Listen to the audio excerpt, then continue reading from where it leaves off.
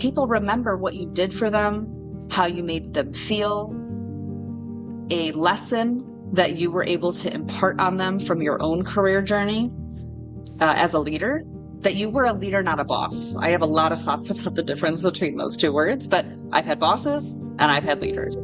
And there are leaders that I've had that are, 15 plus years ago that I still call on as what I call my personal board of directors. So that when I'm at this inflection point in my career, I can reach out to them and I know that they're in my corner and they'll give me sage advice because they've gone before me. And similarly, I have people who I have formally mentored in the past that still reach out for advice, insights, playing things off me, and just knowing that you can have that kind of impact on someone's career trajectory over time is meaningful for me. That's kind of the first part. The second part is seeing how businesses grow because of the work that you did. Everyone wants to see the value in your work. It's the intrinsic motivation to get it done, but seeing that the external impact that you're making in the business, in your business unit, in the world, with the teams, and seeing the value you've created. So I've seen organizations through multiple ownership structures, CEO changes, for me, CHRO changes, and lots of M&A activity, integrations, ups and downs, transformations of businesses, and seeing where people are now from where they were and seeing the value creation of organizations over time double and triple, and knowing you were a part of it, that's the stuff that keeps me going. That's the stuff that keeps me engaged in the work that I do.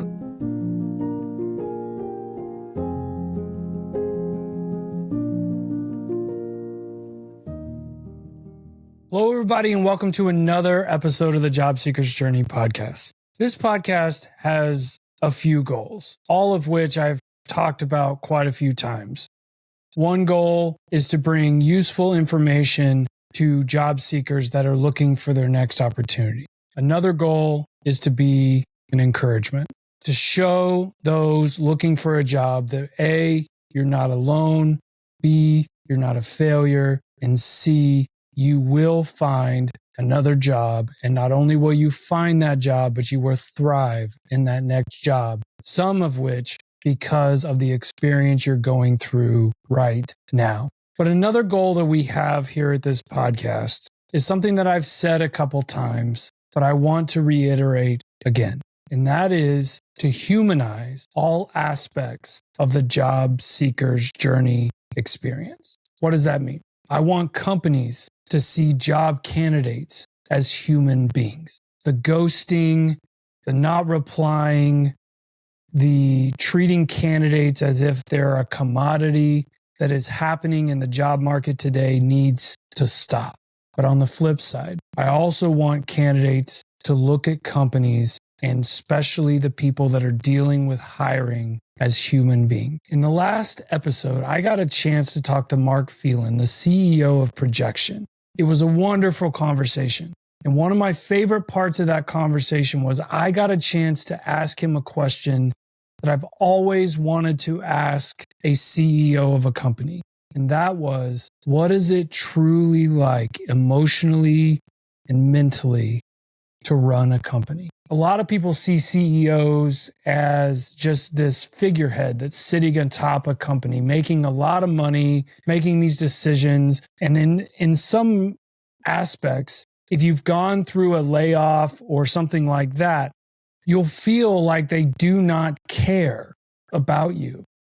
And in some instances, that may be the case. But in so many of these instances, that is not the case. They care deeply. And Mark was able to answer that question. Well, today, I get a chance to talk to an HR executive. And if you're like me, you probably had a very limited understanding of what HR really does within a company. You probably knew them from your onboarding process, right? They gave you an offer, you accepted that offer after negotiation, they onboarded you into the company. You know about that. And clearly, unfortunately, you know that they are also the ones that are responsible for letting people go. And something else you may be thinking is that if you were to do something incorrectly, They're the ones who have to write you up, do disciplinary action. A lot of times HR is viewed very negatively, but they are human beings as well. And not only are they human beings, but they are executing a plan that comes from above them, but they are also there, as Elissa talks about in this episode, they're also there to cultivate your career, to train you. All of these other things that we don't think about with HR. My conversation with Elissa went long. It's over an hour long. So I'm going to cut it up into two. And today's episode is talking about exactly that. What is it like to be an HR executive? So without further ado, here is my conversation, part one of my conversation with Elissa.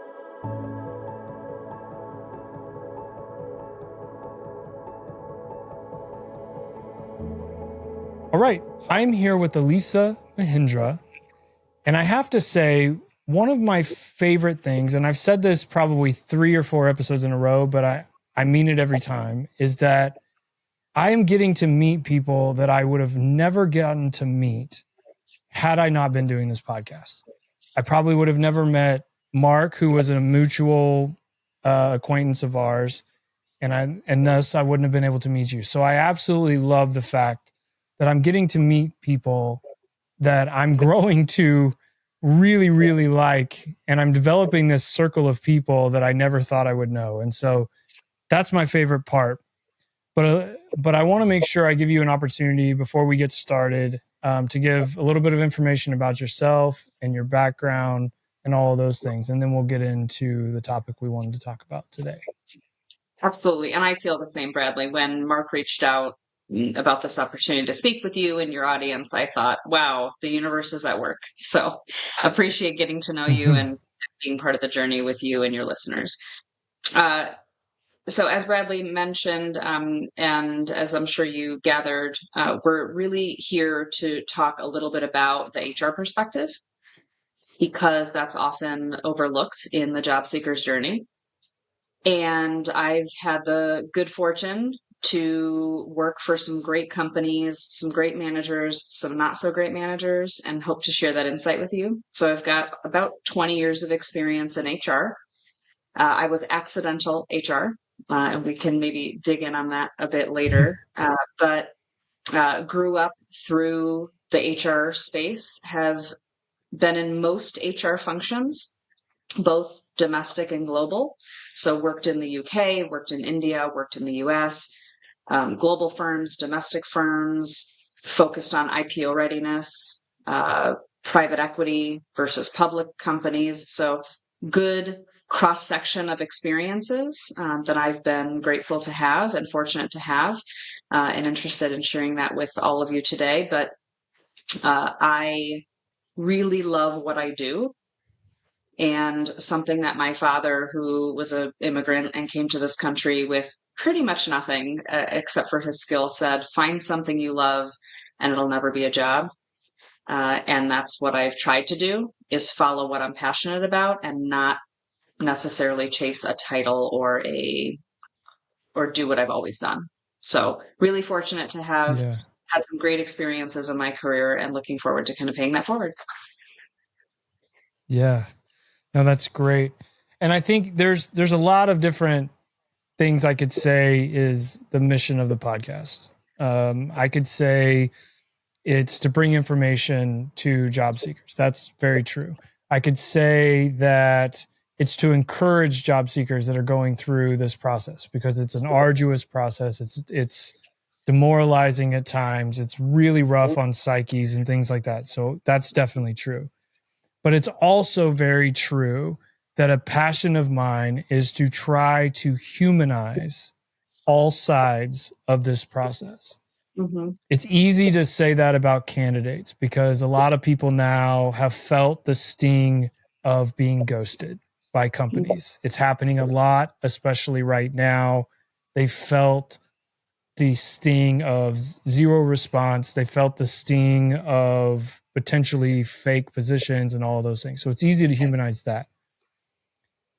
But on the flip side, candidates need to remember that you're also dealing with human beings and you're dealing with people who do care.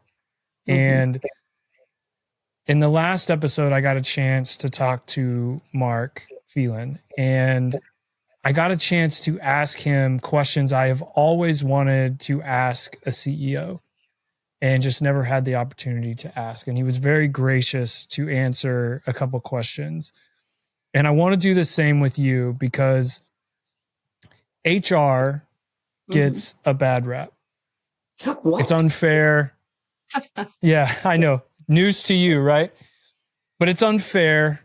People tend to forget that HR was also the people who brought you into the company. They onboarded you. They sent you the offer. A lot of times they're the ones that initially looked at your resume, put you in front of a hiring manager, those kind of things. People tend to forget that. The only thing they see is when they mess up and they get disciplined, that comes from HR. Or whenever something goes wrong and there's a dispute in a policy, HR has to make a decision on who's right, who's wrong. HR gets a bad rap. And then, of course, at the end, when there are layoffs or terminations, HR has to be the people that carries that out for the most part. So HR gets a bad rap. So I want to try to humanize HR in this episode because I think it is necessary to do as well.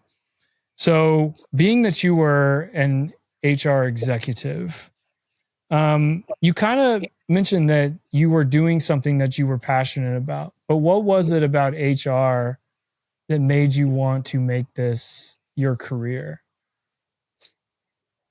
It was a long time ago that I made that choice. So my undergraduate is in finance, and then I found myself in operations managing projects. And then I thought, well, I should be a project manager because as an old leader and I used to joke, we GSD, get stuff done, right? And so the Right. project management called to me. And as I started to do projects that didn't relate to HR, I thought I don't love it as much when it isn't influencing people and the people side of the business to get things done, right? So HR is a lever for growth. HR is a lever for culture. HR is a lever for value creation for organizations. And I think when I hear you talk, Bradley, and I know this because when I'm out in the world and people say, what do you do? I don't give them my title because it's hard to explain sometimes to people who aren't in the business, but also just to say I'm an HR. And what people think is exactly what you said. Hiring, firing. That's what people think. People think of the old days of personnel departments, not strategic partners, strategic business partners. And I think the other thing that I found, just to clarify, is that HR is always put in a bucket together. So HR is this group of people, and it isn't thought about as specialties. And that can be very different within HR. So talent acquisition or recruiting are the people who bring you in, who are looking for talent.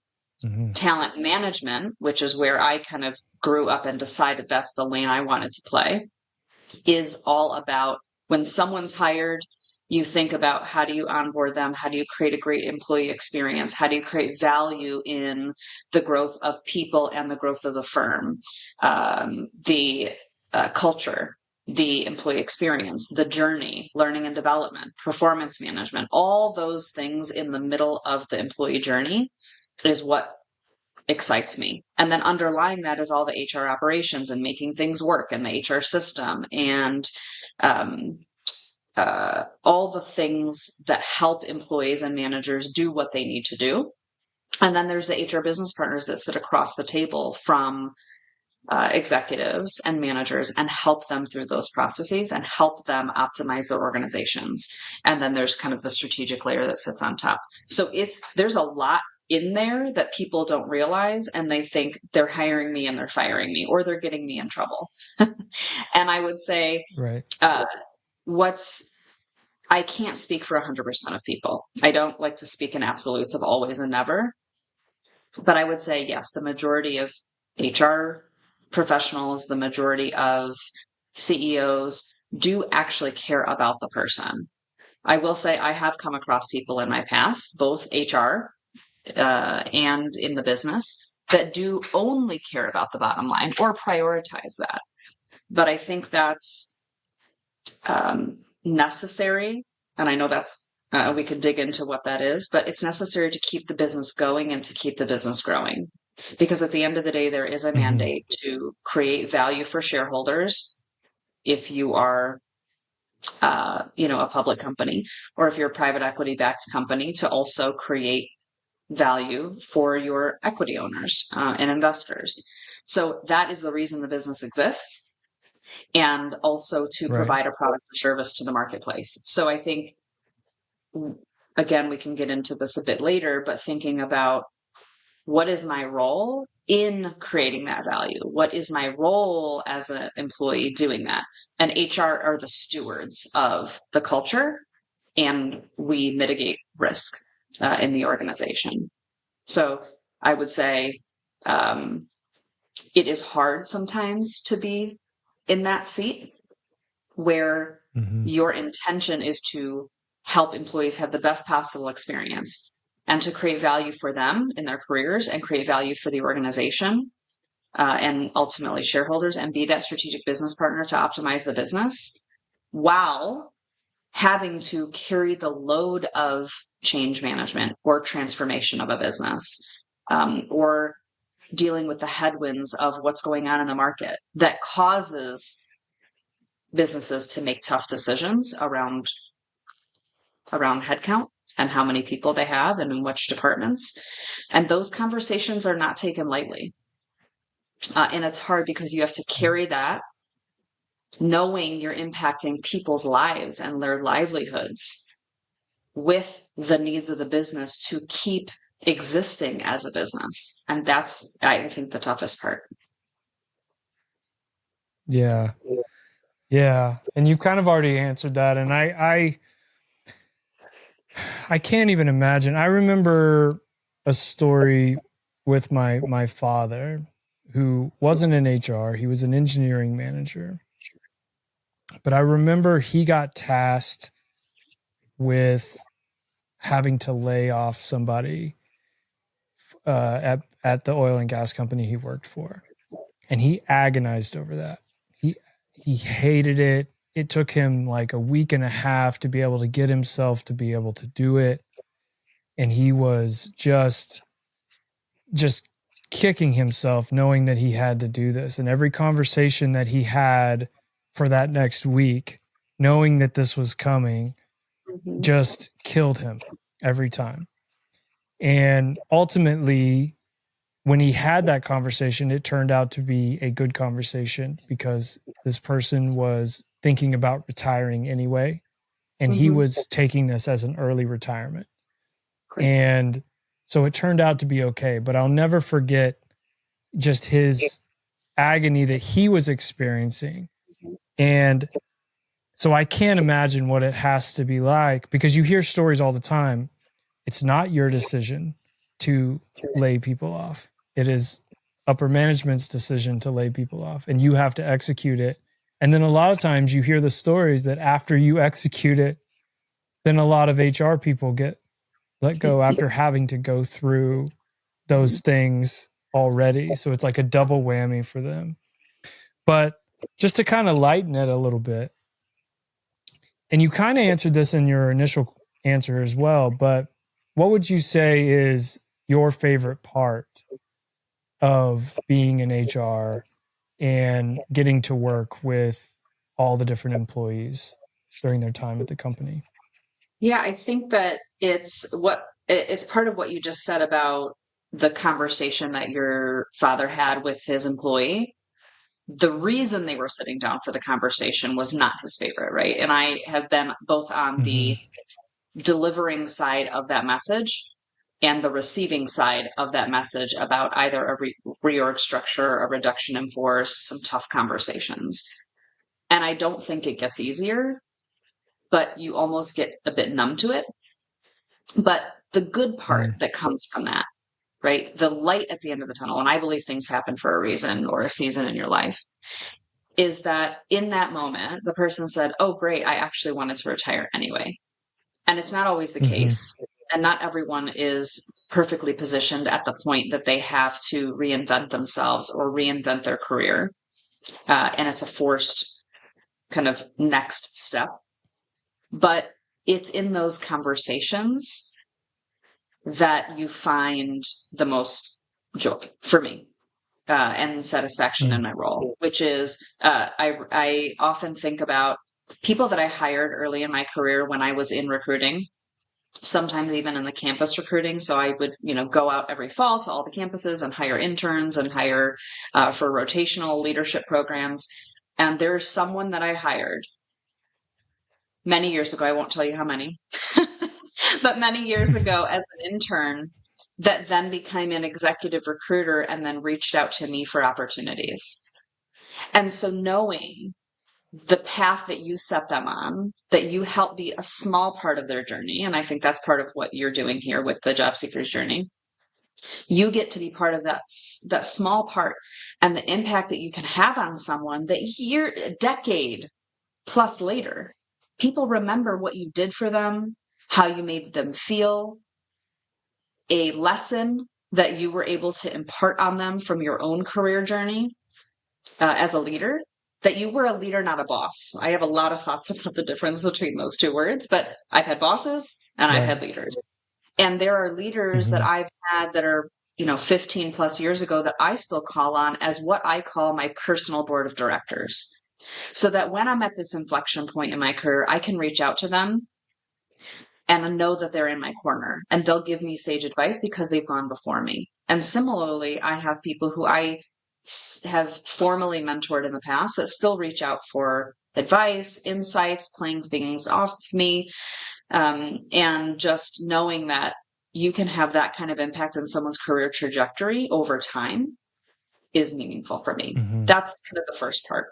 The second part is seeing how businesses grow because of the work that you did, right? Everyone wants to see the value in your work, right? It's the intrinsic motivation to get it done, but seeing that the external impact that you're making in the business, in your business unit, in the world, with the teams, and seeing the value you've created. So I've seen organizations through multiple ownership structures, CEO changes, for me, CHRO changes, and lots of M&A activity, integrations, ups and downs, transformations of businesses, and seeing where people are now from where they were and seeing the value creation of organizations over time double and triple, and knowing you were a part of it, that's the stuff that keeps me going. That's the stuff that keeps me engaged in the work that I do.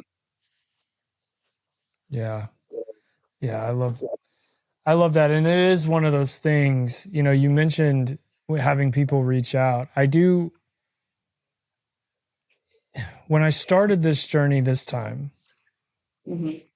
even though it didn't work out ultimately, the most rewarding feeling that I got from my whole career, I've had great places I've worked. I've had some rough places I've worked. Just like you, I've had good bosses, bad bosses, all the in between. But I've always tried to, as a project manager, really treat the teams that I was working with a lot of respect, a lot of honor, and tried to bring out the best in them.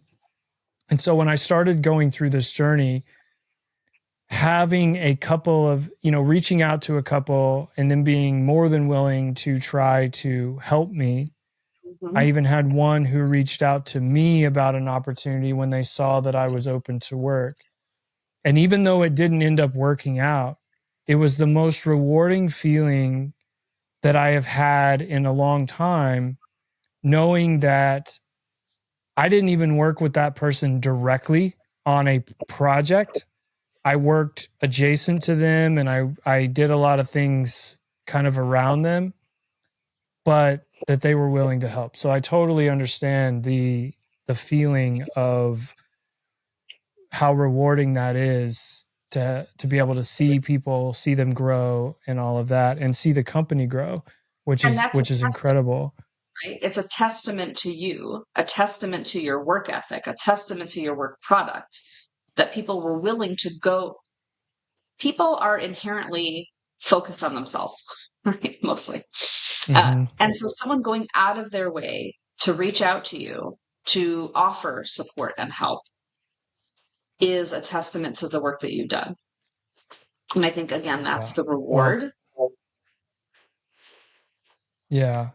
Yeah. And it's just a great feeling, even though it, even though it didn't work out, it just lets me know that I was at least doing something right with my fellow colleagues. And so that was great. But being that we are mainly talking to job seekers and people that are looking for their next opportunity, and you have been obviously on the other side of that, and you have had, I'm sure, great interviews, bad interviews, all in between. When you have been dealing with potential clients or potential candidates, what has helped candidates that you have come across really cut through and stick out to you, especially in an environment that we're in now where the market is full of candidates? I know Microsoft yesterday just had another 9,000 people that they laid off. So the market, especially in the tech field, is flooded. It's high competition. What has been things that people have done that have really stood out to you and helped them cut through the clutter? Yeah, and that's we could probably spend multiple episodes on just this because there's so many different points in the process where candidates have an opportunity to stand out. And let me just pause and acknowledge it is tough out there right now. It's always tough in the job search, but it's especially rough right now with the market, the flooding of really talented people who I know, because I've had multiple tens of conversations around people who are looking and are looking after a really long time. That becomes discouraging the longer you're in market because you know you have something to give. And if you only had, bless you, if you only had the opportunity to speak with a human in the process, you could demonstrate to them your value. You could demonstrate to them what you've done and your capabilities. So I would say it is hard, but know that you are not starting over, you're starting fresh. So there's a lot of work that it needs to be done that I think people overlook around the mindset going into that process. And we can, if you want to dive into that, we can later. But to your original question, there's a couple things you can do to stand out, right? The first opportunity you have to stand out is your resume, right? That's what people see before they see you. And I would say, just in general, I would call out maybe 3 artifacts that you can work on to make sure that you're presenting to the external world before you have an opportunity to talk to someone. So 3 things. First is your resume, right? That is what most people already have. And making sure that you seek some support. Now, the beauty of resume writing, there are some good professional resume writers, and you should seek that out if you have an opportunity to do so. But AI is also available now to help you if you're not as versed with words. But I would say there's so many outside resources available to help you with that.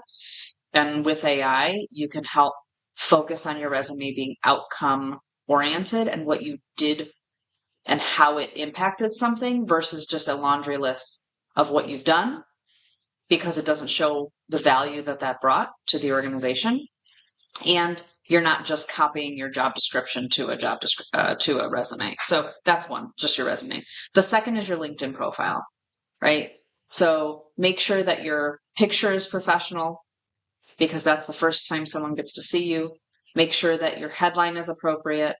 Make sure that you're showing what you want to bring to the world the best that you can in your LinkedIn profile. And the third, which is probably less known in the job search, is what executive search firms call a handbill.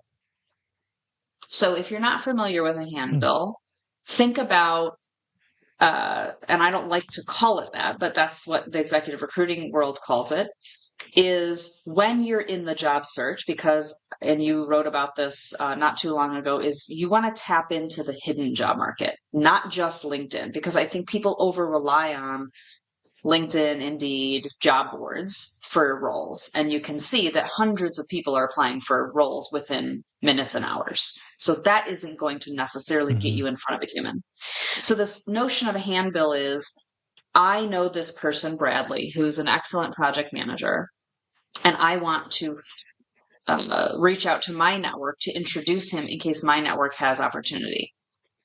They haven't asked for your resume. And frankly, that's too much information, because someone who's busy, who's doing a favor for a second and third degree introduction, doesn't have the time to read through it, and they're not telling your story the way you can tell your story. So think about it like an executive summary. Think about it like a one-pager that you can put, what are you looking for? What are the top skills you can contribute? What are the highlights you've had in your career in terms of impact? And potentially even who you're targeting in terms of industry or companies. And that you can let be socialized. So it's a little different, but complementary to your resume and your LinkedIn profile that will help other people tell your story, because it's quick bites, it's bullet points, and you can add a picture if you'd like, but it really becomes your profile summary in a one page that other people can share. And then when you're interested in the details, then you can provide the resume. But if someone hasn't asked for it, you need a summary. If someone has asked for your resume, have that. But how do you help other people tell the story you want them to tell versus the one they have for themselves, I think is really important. Yeah. That's really good. It's like a written version of an elevator pitch that they tell you to have if somebody asks you, and you only have 45 seconds to give them all the information about yourself that you want them to know. No, I love that. And again, you're right. We could talk about that forever. Yeah. And what might Go ahead. be I'm sorry. And what might be floating between people's emails, because I might forward it to someone who forwards it to a friend that they know is looking for a project manager. So what can we do to get your story in the hands of people who might want to meet you and might be able to use the gifts that you have to give? Yeah. I remember in one of these episodes, I had somebody come on here and I told them, we looked at my LinkedIn profile and I said, tear it apart. Tell me it sucks if it sucks. Just, let's go through each one of these sections and you tell me everything that I did wrong. And the main thing that I heard from that is exactly what you're talking about, of being that I have a diverse background. I've been a marketing director. I've been project manager in multiple different industries. I've done a bunch of things. She said to me, the main thing that she said was, I don't really know when I look at this what you're looking for now. Exactly. I don't know what your goal is of what you're trying to achieve. And I remember that it was tough for me at that point, because I didn't know exactly what I was trying to achieve either, because I liked both those main avenues of marketing and project management, and I would have been happy with either. And it was a difficult thing for me to try to navigate, but it makes total sense when you're trying to meet with someone who may have a job to have that direction. And maybe you have a couple of them for different industries that highlight different things, but that makes total sense. There is power in clarity. So the more clear you can be on what you want, it will be easier for you to focus in on that and for people to receive it. The other thing, and this is just a caution to kind of listeners. The other thing that makes candidates stand out both in the written form but also in person is authenticity. So I wouldn't over-rotate on one person's perspective. There are lots of people, including myself, who are authorities on certain things, but we don't know everything. And what we know works for us. It may not work for you because that's not authentically Bradley. That may be authentically Elissa. So there's so much more than a job. You may be a fit with the job description, but are you a fit with the culture? Do you want that type of culture? Do you want the hustle? Or do you want something different in the season of your life that you are? So I think it's the one caution I would throw to anyone listening is get different perspective, because diverse perspectives matters. But use it as a data point to filter how you want to present yourself, because 5 people will give you 5 different pieces of advice on your resume or LinkedIn profile. But you get to decide what you're going to share with the world. So I would say use it as data points, get more than one perspective because diverse perspectives matter. And you don't know who the hiring manager or the recruiter is and how their perspective is aligned to one of those 5 opinions. So do what's authentically you and you won't go wrong.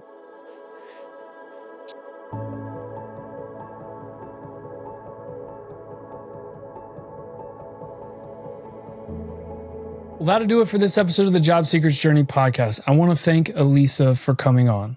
I want to thank her for her candor, for her amazing answers, and for, quite frankly, illuminating me on all the different aspects that HR affects a company. She's absolutely fantastic, and you'll find out in the next part, but I'll go ahead and say it now. Elissa has started a collective on LinkedIn, and I highly encourage you to go to the show notes, find that collective, ask to join, and be a part of helping others find that next opportunity, open communication within all different aspects between people that have a job, people that are searching for a job. It is open. It is a collective. It's something I highly encourage you to pursue. As I say every episode, if this is your first time listening to this episode, thank you. Thank you for hitting the play button. Thank you for getting this far in the podcast. If you've listened to multiple of these episodes, I just can't thank you enough for continually hitting play, sharing this with your friends, doing whatever you are doing to help get the word out on this podcast. It is a humbling experience to know that there are people out there that are willing to help their fellow human being. But that'll do it for this episode. We'll see you next time. Bye-bye.